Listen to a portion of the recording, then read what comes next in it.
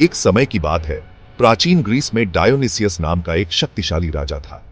वह बहुत समृद्ध और शक्तिशाली था, लेकिन उसके शासन को लेकर लोग उससे ईर्ष्या करते थे। उसके दरबार में डेमोक्लीस नाम का एक दरबारी था, जो अक्सर राजा की प्रशंसा किया करता था।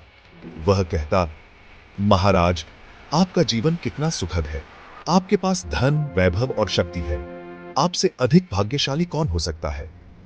डेमोक्लिस की यह बातें सुनकर राजा डायोनिसियस मुस्कुराया और बोला, अगर तुम्हें मेरा जीवन इतना ही सुखद लगता है तो क्यों ना तुम एक दिन के लिए मेरी जगह राजा बन जाओ। डेमोक्लिस यह सुनकर बहुत उत्साहित हुआ और खुशी खुशी यह प्रस्ताव स्वीकार कर लिया। अगले दिन उसे राजगद्दी पर बैठा दिया गया। राजसी वस्त्र पहनाए गए, स्वादिष्ट भोजन परोसा गया। सेवक उसकी सेवा में लगे रहे।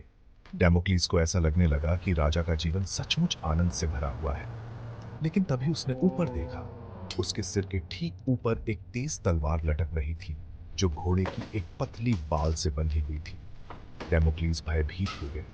वह समझ गया कि राजा का जीवन जितना बाहरी रूप से शानदार दिखता है, उतना ही खतरों से भरा हुआ है। कोई भी क्षण घातक साबित हो सकता है। राजा की शक्ति और ऐश्वर्य के साथ साथ उसे हमेशा अपने शत्रुओं से सतर्क रहना पड़ता है। डेमोक्लीस ने तुरंत राजा से प्रार्थना की, महाराज, कृपया मुझे इस स्थिति से मुक्त करें।